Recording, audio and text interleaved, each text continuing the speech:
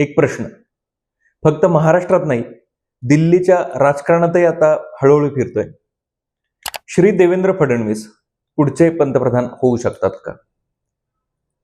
पहिल्या पार्टमध्ये आपण प्रश्न विचारला होता, फडणवीस हे पंतप्रधान होऊ शकतात का?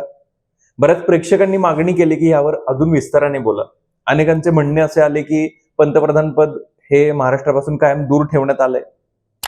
मग ते स्वर्गीय यशवंतराव चव्हाण यांच्यापासून ते आत्ता श्री शरद पवार यांच्यापर्यंत, हिंदू हृदय सम्राट बाळासाहेब ठाकरेंचंही नाव घेतलं गेलं बऱ्याचदा, गोपीनाथजी मुंडेंचं, श्री नितीन गडकरी यांचं, आणि आता चर्चा होत आहे ती श्री देवेंद्र फडणवीस यांच्या नावाची. तो व्हिडिओ तुम्ही जर पाहिला नसेल तर त्याची लिंक डिस्क्रिप्शन मध्ये खाली दिलेली आहे, तो सुद्धा तुम्ही पहा. स्पेशली त्यांनी ज्यांना मराठी माणूस पंतप्रधान व्हावा असं वाटतं. आज आपण चर्चा करणार आहोत, श्री देवेंद्र फडणवीस जर खरंच भविष्यातले राष्ट्रीय चेहरा बनू शकत असतील तर त्यांच्या मार्गात सर्वात मोठा अडथळा कोण आहेत? मोदी, अमित शहा, योगी आदित्यनाथ की स्वतः फडणवीसांची महाराष्ट्रातील राजकीय भूमिका? नमस्कार, मी अभिजित आणि माझ्या या युट्यूब मंचावरती आपल्या सर्वांचं स्वागत आहे. पंतप्रधान होण्यासाठी फक्त लोकप्रिय असणं पुरेसं नसतं. तुमच्या मागे पक्ष असायला हवा, संघटना हवी, राज्यांमध्ये स्वीकार असायला हवा, आणि सगळ्यात महत्वाचं, ज्यांच्याकडे सत्ता आहे त्यांचा विश्वास असायला हवा. म्हणूनच फडणवीसांच्या पंतप्रधान होण्याच्या चर्चेची खरी कहाणी फडणवीसांपेक्षाही मोठी आहे. ही कहाणी आहे मोदींनंतर भाजपच्या सत्तेच्या पुढच्या अध्यायाची, आणि लोकांच्या मनामध्ये एवढ्या दशकांपासून पडलेला जो प्रश्न आहे, महाराष्ट्राचा नेता दिल्लीपर्यंत जाऊ शकतो का याची. गेल्या काही आठवड्यांमध्ये फडणवीसांच्या राष्ट्रीय भूमिकेबाबत चर्चा वाढली आहे. जुलैमध्ये त्यांच्या दिल्लीतील संभाव्य भूमिकेबाबत राजकीय वर्तुळात चर्चा सुरू होती. त्याच काळात पंतप्रधान मोदींच्या वाढदिवसाच्या संदेशात महाराष्ट्रात फडणवीसांच्या नेतृत्वाखाली राज्याने आणखी प्रगती करावी असा भर होता. त्यामुळे एकीकडे दिल्लीची चर्चा आणि दुसरीकडे महाराष्ट्रात त्यांची भूमिका, दोन्ही गोष्टी एकाच वेळी समोर आल्या. म्हणजेच कथा अजून संपलेली नाही. पण खरी गंमत इथेच सुरू होते. देवेंद्र फडणवीस यांच्याकडे एक मोठी गोष्ट आहे, वेळ. ते तुलनेने तरुण राष्ट्रीय नेत्यांच्या पिढीत येतात. त्यांना महाराष्ट्राचं प्रशासन माहीत आहे, भाजपची संघटनात्मक संस्कृतीही माहीत आहे, आणि दिल्लीच्या सत्ता केंद्राशी त्यांचा राजकीय संवादही काही नवीन नाही. पण त्यांच्याकडे एक मोठी समस्या आहे, आणि ती समस्या म्हणजे राष्ट्रीय जनाधार. महाराष्ट्रात फडणवीस हे मोठं नाव आहे, पण भारताच्या प्रत्येक कोपऱ्यात त्यांचं नाव ऐकून मतदाराला लगेच कोणती इमेज आठवते हे पण आपल्याला त्यासाठी पाहावं लागेल. मोदींची इमेज देशभर तयार झाली. योगींची उत्तर प्रदेशाच्या बाहेरही एक विशिष्ट ओळख निर्माण झाली. अमित शहा हे संघटन आणि निवडणूक रणनीतीशी जोडले गेले, स्ट्रॅटेजिकल प्लॅनिंग इलेक्शनच्या वेळेच ह्यासोबतही ते जोडले गेले.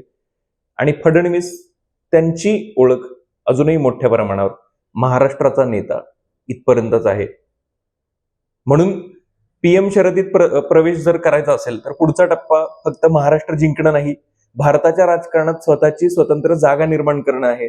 आणि इथे येतो सगळ्यात मोठा प्रश्न, तो म्हणजे मोदींची सावली. फडणवीसांच्या राजकारणाबद्दल एक विरोधाभास आहे. त्यांची सर्वात मोठी ताकद, कदाचित त्यांची सर्वात मोठी मर्यादाही ठरू शकते, ते मोदींच्या नेतृत्वाच्या काळात मोठे झालेत. मोदी फडणवीस ही महाराष्ट्रातील राजकीय जोडी गेल्या दशकात भाजपच्या राज्यातील कथानकाचा, एक स्टोरी टेलिंगचा एक महत्वाचा भाग राहिलेली आहे. म्हणून जर भविष्यात फडणवीसांना स्वतःचा राष्ट्रीय चेहरा बनवायचा असेल तर प्रश्न असा असेल, ते मोदींच्या सावलीतून बाहेर पडून स्वतःची राजकीय ओळख निर्माण करू शकतात का? आणि इथे बाहेर पडणे म्हणजे मोदींच्या विरोधात जाणं वगैरे असं नाही. याचा अर्थ आहे स्वतःच्या नावावर देशभर मतदार जोडणे. कारण प्रत्येक मोठ्या नेत्याला एका टप्प्यावर हा प्रश्न येतो की तो कोणाचा उत्तराधिकारी आहे, की तो स्वतःच नेतृत्व उभं करू शकतो. हा प्रश्न प्रत्येक नेत्याला कधी ना कधी येतच. आता आपण सर्वात संवेदनशील भागाकडे येतो. समजा काही वर्षांनी भाजपला नवीन राष्ट्रीय चेहरा निवडायचा झाला, तर फडणवीस हे एकमेव नाव नसतील निश्चितच त्याच्यामध्ये. त्याच्यात अमित शहा आहेत, योगी आदित्यनाथ आहेत, नितीन गडकरी आहेत आणि भविष्यात आणखी नावं पुढे येऊ शकतात. म्हणून ही शर्यत फडणवीस विरुद्ध एक नेता अशी नाही, ही शर्यत आहे श्री फडणवीस विरुद्ध संपूर्ण राष्ट्रीय नेतृत्वाची समीकरणं.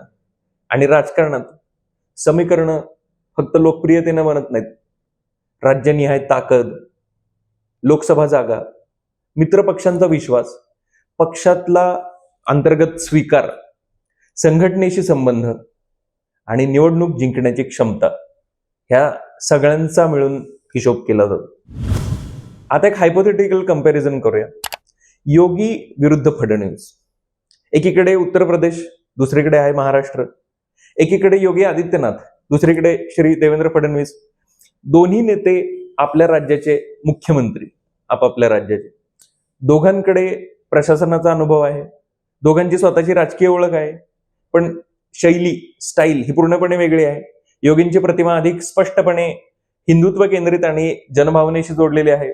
फडणवीसांची प्रतिमा अधिक प्रशासकीय, संघटनात्मक आणि पॉलिसी ओरिएंटेड अशी मानली जाते. म्हणून भाजपला भविष्यात कोणत्या प्रकारचा चेहरा हवा असेल यावर त्यांचं भविष्य अवलंबून असेल. पण एक गोष्ट नक्की, ही स्पर्धा आज ठरलेली नाही आणि आजच कोणाला विजेता घोषित करणं म्हणजे राजकारणाला खूप लवकर आपण बंदिस्त केल्यासारखं होईल याच्यामध्ये. कारण राजकारण हे प्रत्येक वेळीच्या परिस्थितीनुसार बदलत असते. आता येऊया अमित शहांकडे. जर तुम्ही भाजपच्या राजकारणाचा, सत्ताकारणाचा अभ्यास केला असेल तर तुम्हाला माहिती आहे अमित शहा हे फक्त एक मोठे नेते नाहीत, ते पक्षाच्या निवडणूक यंत्रणेतील अत्यंत महत्वाचा असा चेहरा आहेत.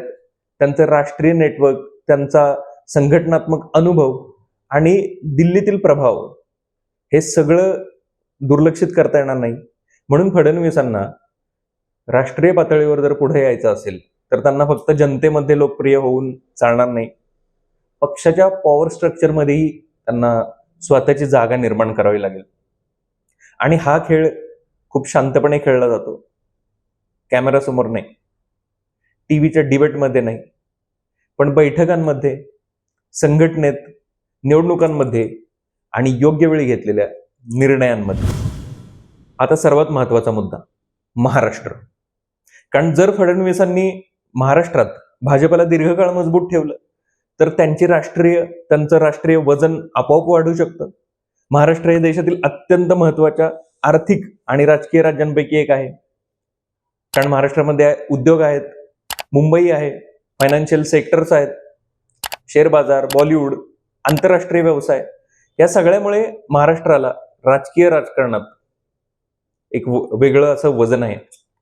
आणि म्हणूनच जर फडणवीस महाराष्ट्रात 2029 पर्यंत मजबूत सरकार आणि मजबूत संघटना देऊ शकले तर दिल्लीमध्ये त्यांच्याकडे पाहण्याचा दृष्टिकोन बदलू शकतो. आज महाराष्ट्राचे मुख्यमंत्री उद्या राष्ट्रीय नेतृत्वासाठी संभाव्य चेहरा हा प्रवास होऊ शकतो त्यांचा. आणि हा अशक्य प्रवास नाही, पण त्यासाठी महाराष्ट्रात मोठे यश आवश्यक आहे.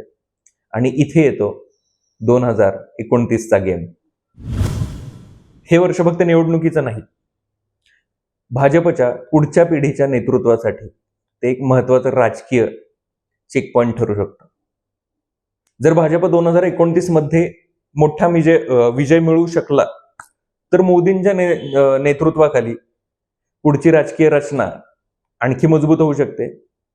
पण जर परिस्थिती बदलली, आघाडीचं गणित बदललं किंवा भाजपला विजय नाही मिळाला याच्यामध्ये, तर भाजपला नवीन नेतृत्वाचा विचार करावा लागला, हा सुद्धा एक त्याच्यामध्ये मुद्दा आहे. तर तेव्हा प्रत्येक राष्ट्रीय नेत्याची कसोटी लागेल आणि तिथं श्री फडणवीसांची खरी परीक्षा सुरू होईल. पण एक गोष्ट विसरू नका, पीएम होण्यासाठी, पंतप्रधान होण्यासाठी फक्त महाराष्ट्राचा नेता असणं पुरेसं नाही. लोकसभा निवडणुकीत बहुमत किंवा आघाडीचं समर्थन आवश्यक आहे. म्हणजे श्री फडणवीसांना फक्त भाजपमध्ये स्वीकार मिळून चालणार नाही, एनडीए मधील मित्र पक्षांनाही ते मान्य असायला हवेत. कारण आजचं भारतीय राजकारण फक्त एका पक्षाचं राजकारण राहिलेलं नाही. मित्रपक्ष महत्वाचे आहेत आणि भविष्यातही असतील. म्हणून राष्ट्रीय नेता बनण्यासाठी मी महाराष्ट्र जिंकला एवढं पुरेसं नाही. प्रश्न असेल, मी भारतातील वेगवेगळ्या राज्यातील राजकीय पक्षांना आणि मतदारांना एकत्र घेऊन जाऊ शकतो का? आणखी एक मजेदार ट्विस्ट आहे. फडणवीसांच्या पीएम चर्चेला फक्त भाजप समर्थकांनी हवा दिलेली नाही, विरोधी पक्षातील नेत्यांनी यावर सार्वजनिक भाष्य केलंय. काँग्रेसचे विजय वडेट्टीवार यांनी फडणवीस पंतप्रधान झाले तर मराठी माणसाला आनंद होईल अशी टिप्पणी केली होती. आणि उद्धव ठाकरे यांनी एका प्रश्नाला उत्तर देताना फडणवीस पीएम पदाचे उमेदवार झाले तर समर्थन करण्याबाबत भाष्य केलं. मात्र त्याच वेळी त्यांनी भाजपच्या केंद्रीय नेतृत्वाच्या संदर्भात त्यांच्यासमोर मोठे राजकीय अडथळे असल्याचंही म्हटलं. जर आपण पूर्णपणे न्यूट्रल अनालिसिस केला तर फडणवीसांसमोर 3 मोठे अडथळे आहेत.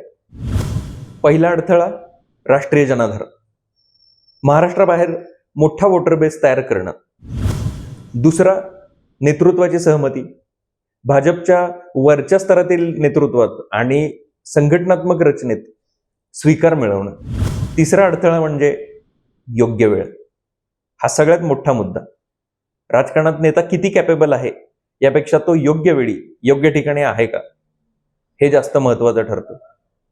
कधी कधी सर्वोत्तम नेता पंतप्रधान होत नाही आणि कधी कधी तुलनेने कमी चर्चेत असलेला नेता अचानक वर येतो. कारण राजकारणात क्षमता आणि संधी यांची भेट झाली की इतिहास घडतो. आता मला तुम्हाला एक प्रामाणिक उत्तर द्यायचं आहे.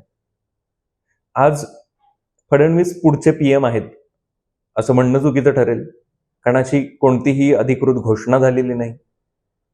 पण फडणवीस भविष्यातील राष्ट्रीय नेतृत्वाच्या चर्चेत येऊ शकतात का? याचं उत्तर हो असं आहे. आणि त्यासाठी त्यांच्याकडे काही महत्वाचे इन्ग्रेडियंट्स आहेत. तरुण पिढीतील नेतृत्व, मुख्यमंत्री म्हणून त्यांच्याकडे अनुभव आहे, भाजपची संघटनात्मक पार्श्वभूमी आहे त्यांच्या पाठीमागे, महाराष्ट्रासारख्या महत्वाच्या राज्यातली त्यांची भूमिका आणि राष्ट्रीय राजकारणाशी सततचा संपर्क, ह्या देखील जमेच्या गोष्टी आहेत. पण या सगळ्याला एक गोष्ट जोडावी लागेल, देशव्यापी राजकीय स्वीकार. आता शेवटचा प्रश्न, फडणवीस पीएम होतील का? खरं तर हा प्रश्न नसून फडणवीसांना भविष्यात पीएम बनण्यासाठी तयार केलं जातंय का हा असायला हवा. आणि या 2 प्रश्नांमध्ये जमीन आसमानचा फरक आहे. पहिल्या प्रश्नाचं उत्तर आज कोणाकडेच नाही, पण दुसऱ्या प्रश्नाचं उत्तर पुढच्या काही वर्षांच्या राजकारणात दिसायला लागेल. त्यांची महाराष्ट्रातील कामगिरी, त्यांचा राष्ट्रीय पक्षातला विचार, त्यांना मिळणारी जबाबदारी, त्यांचा इतर राज्यातील प्रचार, त्यांची राष्ट्रीय माध्यमांमधली उपस्थिती कशी आहे आणि सर्वात महत्वाचं भाजपच्या पुढच्या पिढीच्या नेतृत्वात त्यांचं स्थान, ही सगळी चिन्ह पाहावी लागतील. म्हणून आज मी तुम्हाला असं म्हणणार नाही की श्री देवेंद्र फडणवीस नक्कीच भारताचे पुढचे पंतप्रधान होणार, कारण ते तथ्य नाही. पण मी एवढं नक्की म्हणेन की फडणवीसांचं नाव आपण फक्त महाराष्ट्राच्या चौकटीत पाहण्याची वेळ कदाचित संपत चालली आहे. आज ते महाराष्ट्राचे मुख्यमंत्री आहेत. उद्या ते राष्ट्रीय पातळीवर मोठी जबाबदारी घेतील का, की 2029 पर्यंत महाराष्ट्रातच भाजपचा किल्ला मजबूत करतील, की भाजपमध्येच एखादा पूर्णपणे वेगळा चेहरा पुढे येईल, हे अजून ठरलेलं नाही. पण राजकारणात काही गोष्टी घोषणा होण्याआधीच चर्चेत येतात आणि आज फडणवीसांचं नाव चर्चेत आलं आहे. आता तुमच्यासाठी एक प्रश्न, समजा भविष्यात भाजपला नवीन पंतप्रधान निवडायचा झाला आणि तुमच्यासमोर 4 नावं ठेवली, देवेंद्र फडणवीस, योगी आदित्यनाथ, अमित शहा आणि नितीन गडकरी, तर तुम्ही कोणाला निवडाल हे कमेंट्समध्ये सांगा. कारण पार्ट 1 मध्ये आपण विचारलं होतं श्री फडणवीस पीएम होऊ शकतात का? पार्ट 2 मध्ये आपण विचारलं त्यांच्या मार्गात कोण उभा आहे. आता पार्ट 3 मध्ये कदाचित सर्वात मोठा प्रश्न विचारावा लागेल आणि तो विषय जर तुम्हाला पाहायचा असेल, हवा असेल तर कमेंट्समध्ये लिहा पार्ट 3. आणि व्हिडिओ आवडला असेल तर लाईक करा, शेअर करा आणि चॅनेलला सबस्क्राईब नक्की करा. कारण ही फक्त एका नेत्याची गोष्ट नाही, ही पुढच्या दशकात भारताची सत्ता कोणाच्या हातात जाणार याची सुरुवात असू शकते. व्हिडिओ पूर्ण पाहिल्याबद्दल धन्यवाद. Thank you so much. पुन्हा भेटूया पुढच्या व्हिडिओमध्ये.